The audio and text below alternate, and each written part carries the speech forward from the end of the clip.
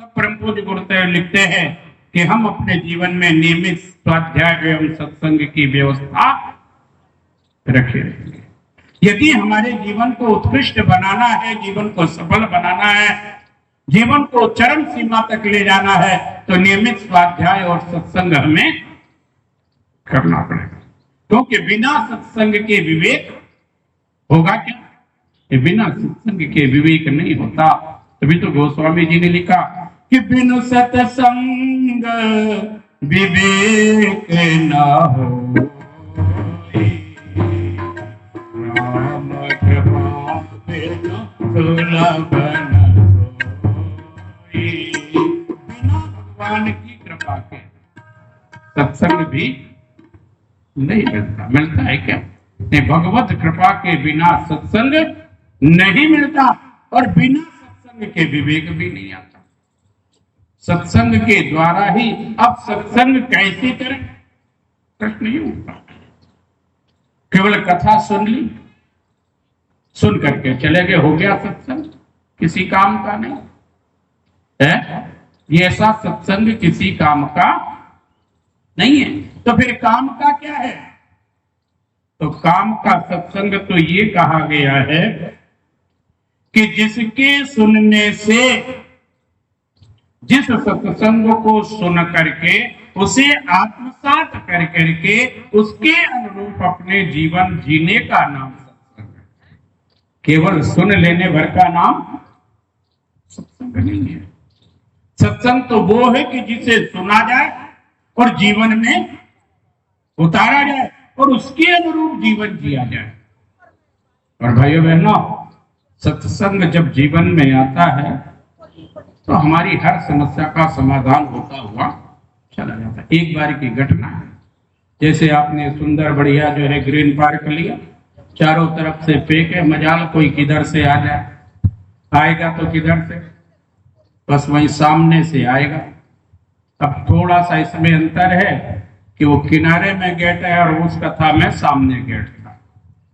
कथा शाम के समय होती थी क्योंकि सबका चिंता ये थी कि भाई शाम को कथा इसलिए की रहे कि ताकि सब फुर्सत होकर के भगवान की कथा में आराम से बैठ सके। कौन है? हनुमान जी आ गए, कथा ही सुनने तो आए, सुनने तो बेचारे को क्या है? सुन लेना तो थोड़ी बहुत उनकी भी वो है। बोले सियावर रामचंद्र की। अब उधर देखो या इधर देखो, दो में से एक ही तरफ होगा, है? ठीक है ना? तो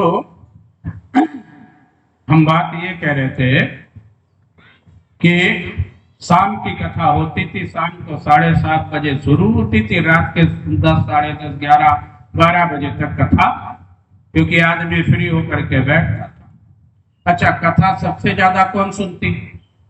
बहने। भाई लोगों की रुचि थोड़ा सा कम होती है, और रुचि हो भी तो धंधे से फुर्सत नहीं, बोले दुकानदारी करे, मकान देखे, नौकरी करे कि कथा सुने। अब रोज कथा होती थी, कथा बड़ी सुंदर लगी, सेठानी जी को बड़ी अच्छी लगी। घर जाके सेठ जी को कहने लगी, देखो ये कथा बड़ी सुंदर हो रही है, और कथा में चल करके कथा सुना करो। तो उन्होंने कहा, देखो देवी, मैं यूं ही 9-10 बजे तो मेरी दुकान मंगल करता हूं, और तुम्हारी कथा के चक्कर में मेरा नुकसान और हो जाएगा, तो तुम ही कथा सुनो, मुझे तो माफ करो। उन्होंने कहा ठीक है। उस दिन तो मान गई, लेकिन उस दिन कथा में गई तो उसे और आनंद आया। अब तो बहुत आनंद आया। तो उन्होंने कहा नहीं, अब तो सेठ जी को कथा क्या करनी पड़ेगी? सुनानी ही पड़ेगी। अब घर जाकर के सेठ जी से कहने लगी, देखो सेठ जी, अब तुम्हारा जितने का नुकसान होता है हो जाए, लेकिन आज कथा में चलना पड़ेगा, नहीं तो रोटी पानी बंद। अच्छा, 3 हट बड़े खतरनाक। कौन कौन से? एक तो बच्चे का हट, बाल हट। अगर बच्चा हट पे आ जाए तो जो चाहेगा वही लेगा ना, है? तो बाल हट बड़ा खतरनाक। दूसरा योगी हट बड़ा खतरनाक। योगी हट पे आ जाए तो अपनी बात मनवाए बिना नहीं मानता। और तीसरा तिरिया हट, अगर ये हमारी बहनें हट पर आ जाए तो मजाल किसी भाई की ताकत की बना कर दे हैं। भाई की शादी में जाना है बनारसी साड़ी, तो बोलो लाके देना पड़ती कि नहीं देना पड़ती है? देनी पड़ती ना है? ऐसा हो ही नहीं सकता, नहीं तो कई का कोप भवन तो खुला ही है। अब सेठानी जी ने कहा, बोले देखो सेठ जी, अगर आज कथा नहीं सुनने गए तो रोटी पानी?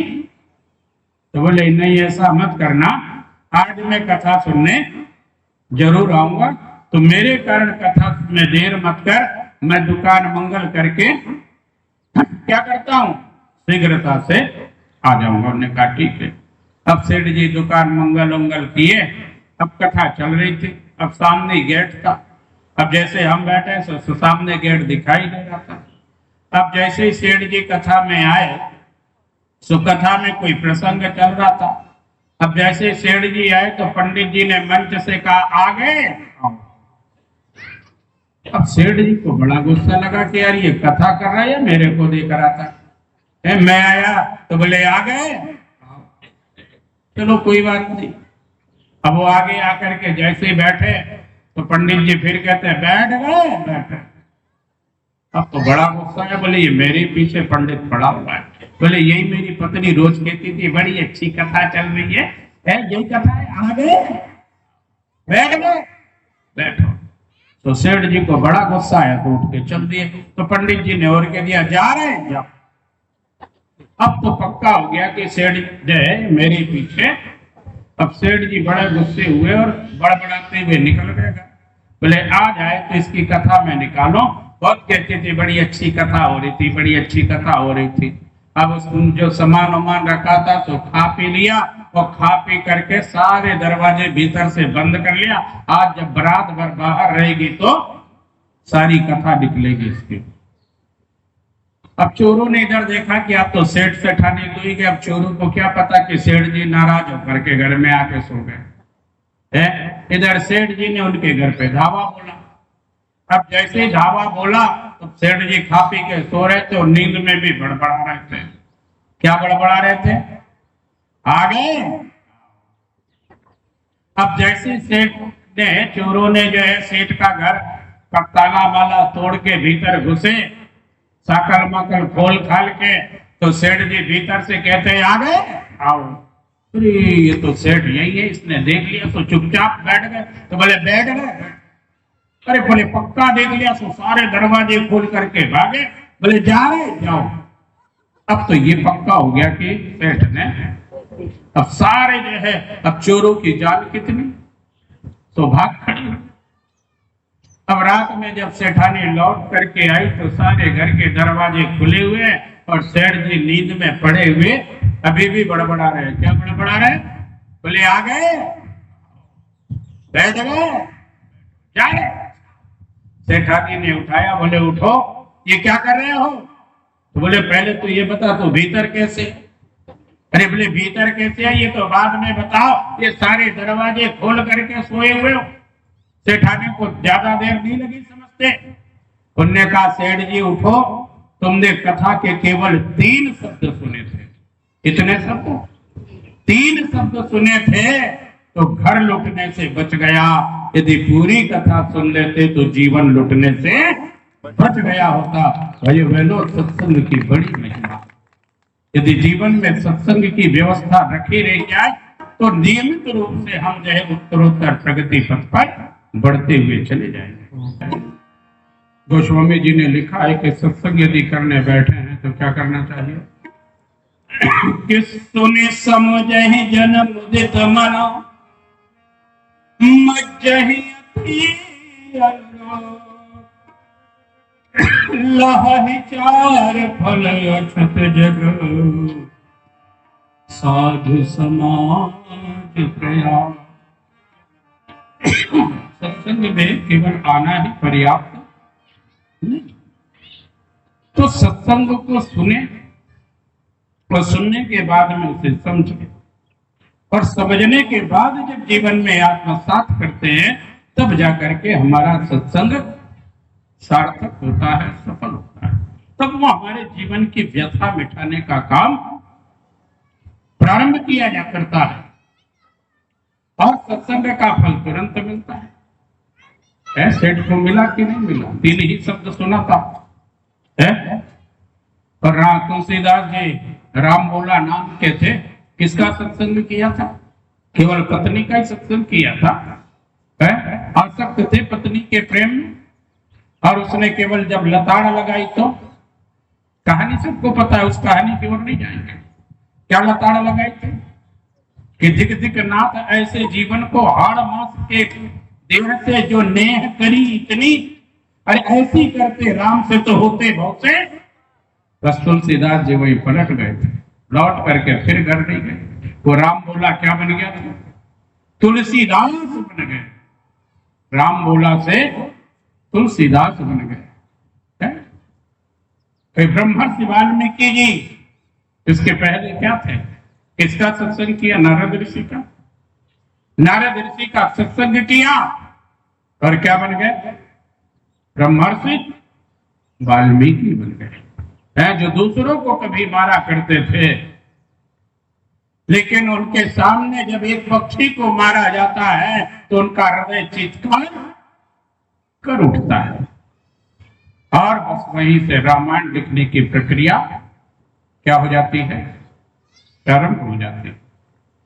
तो भाइयों बहनों, हमारे यहाँ सत्संग की इतनी महिमा है, इतनी महिमा है कि जिसके बारे में कुछ भी कहना जो है सूरज को दीपक दिखाने के बराबर है।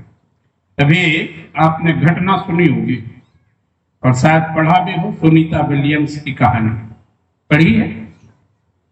अभी बिल्कुल लगातार वो व्हाट्सएप पे वायरल हो रही है। अभी अभी अंतरिक्ष से 9 माह के बाद लौट करके आई थी।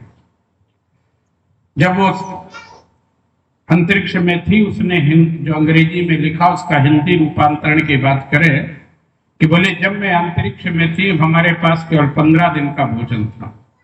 कितने दिन का? 15 दिनों का भोजन था। और उसे ये भी नहीं पता था कि अब हम कितने दिन, क्योंकि उसका क्रोध क्या हो चुका था? फेल हो चुका था। अब दूसरा कब आएगा, कब ले जाएगा? 15 दिन का भोजन लेकर के रहने वाली उसकी पूरी टीम कितने दिनों के बाद लौटी? 9 माह के बाद। अब आप कल्पना करो कि उसने कैसा, तो उसने अपना जीवन कैसे जिया वो लिखा। बोले मैं पहले दिन जब वहां बाइबल को पढ़ने बैठी, एक ही दिन में मेरा मन भर गया। मैं बाइबल को एक ही दिन में पूरी पढ़ गई। लेकिन मैंने विचार किया कि अगर इसी प्रकार की स्थिति रही तो जो इस अंतरिक्ष में जीवन जी पाना तो संभव नहीं है। फिर मुझे मेरे देश भारत की याद आई।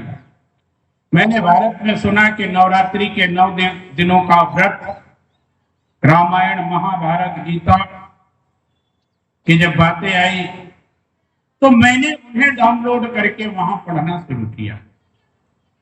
अब पढ़ने की स्थिति ये हुई कि हम सब लोगों की भूख मरने लगी।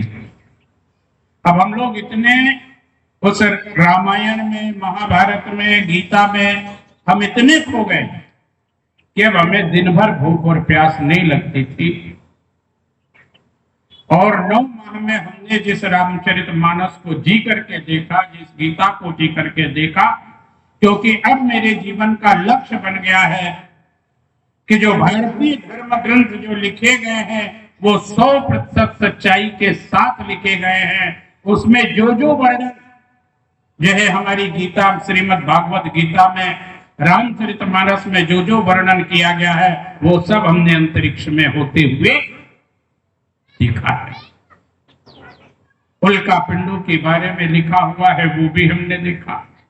वहां से कई परतों से ऊपर से देवताओं को आते हुए देखा। तो बोले अब मेरे जीवन का केवल एक ही लक्ष्य है कि हमारे भारतीय धर्म ग्रंथों पर शोध करके उसकी सच्चाई लोगों के सम्मुख लेकर के आना। भाइयों बहनों, इस पर बेहद तीव्रता से काम हो रहा है। नासा के वैज्ञानिक परम पूज्य गुरुदेव की एक पुस्तक है शब्द ब्रह्म नाद ब्रह्म, इस पर नासा के वैज्ञानिक पूरी रिसर्च कर रहे हैं। एक बार उनसे मुलाकात का मौका मिला, वो साथ में बैठे हुए थे, कहने लगे कि अभी हम लोग पूज्य गुरुदेव की पुस्तक शब्द ब्रह्म नाद ब्रह्म पर हम लोगों ने जो है क्या किया है, उस पर जो है रिसर्च करना प्रारंभ करी है। उस रिसर्च का परिणाम यह है कि हमारे जो ऋषि मुनि ये कहा करते थे कि जप करने के बाद तुरंत खड़े नहीं होना चाहिए, अपना स्थान खाली नहीं करना चाहिए, कुछ समय तक वहां बैठे रहना चाहिए। तो बोले हम लोगों ने उसे देखा कि जब शब्द को बोला जाता है वो जाकर सूर्य से टकराता है, वहां से अनंत गुना होकर के ब्लैक होल में प्रवेश करता है और ब्लैक होल से रिटर्न होकर के न जाने कितना गुना पावर लेकर के वो वापस व्यक्ति के पास में आता है। इसलिए जब आप पूजन करते हैं, पाठ करते हैं, तो आपका आसन बड़ा विशिष्ट होना चाहिए। आसन वो हो जो विद्युत का कुचालक हो, जो विद्युतीय ऊर्जा को भीतर धरती में ना जाने दे, उसे आपके जो है शरीर में रोक सके। तो ऐसा आसन का महत्व बताया। बोले उस आसन पर बैठ करके और जब अपना हवन पूजन समाप्ति के बाद कम से कम 5 से 7 मिनट मौन चुपचाप बैठे रहना चाहिए कि जो आपने जपा है वो अनंत गुना होकर के रिटर्न होकर के आपके पास आने वाला है, वो जो पावर जनरेट होकर के आपके पास आने वाला है। और हम क्या करते हैं, तुरंत मंत्र बोला, भगवान को अगरबत्ती लगाई और स्थान वो जो लौट करके आया वो कहाँ चला गया, केवल सामान्य धरती में प्रवेश करता बचा। फिर हम कहते हैं कि हमें लाभ तो आप अपने पूजन के क्रम में से जोड़िए, और उसका परिणाम यह है कि अब सूर्य से भी उन्होंने आवाजों को कैच किया है शब्द ब्रह्म नाद ब्रह्म के बल पर, कि उस सब सूर्य पर भी ओंकार की गूंज चल रही है। काहे की गूंज चल रही है? ओंकार की गूंज निरंतर निकल रही है सूर्य से। और आपने भी सुना होगा कि इस धरती पर हो सकता है कि बहुत जल्द आने वाले दिनों में भगवान कृष्ण की ओरिजिनल आवाज हम लोगों को सुनने को मिल जाए, क्योंकि उन्होंने जो गीता बोली थी उस गीता के शब्दों को रिकॉर्डेड हमारे नासा के वैज्ञानिकों ने करना प्रारंभ कर दिया है। हो सकता है कि आने वाले 2, 3, 4 सालों में हम भगवान कृष्ण की ओरिजिनल आवाज में उस गीता को सुन पाए। मित्रों, हमारा अध्यात्म ऐसा सामान्य सा अध्यात्म नहीं। हमारे जो वेद हैं, हमारे जो पुराण है, जिसके प्रति हमने अपने बेटे बेटियों की रुचि नहीं जगाई, वो तो कहते हैं अरे ये अध्यात्म ढकोसला है।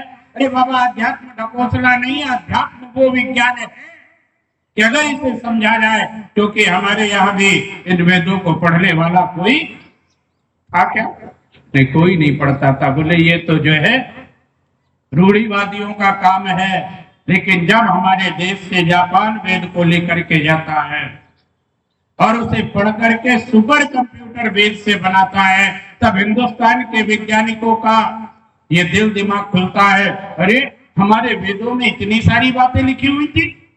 तब वो यहाँ से वेद को पढ़ता है और सुपर कंप्यूटर को आवाज देता है, तब से कंप्यूटर बोलना सीखता है।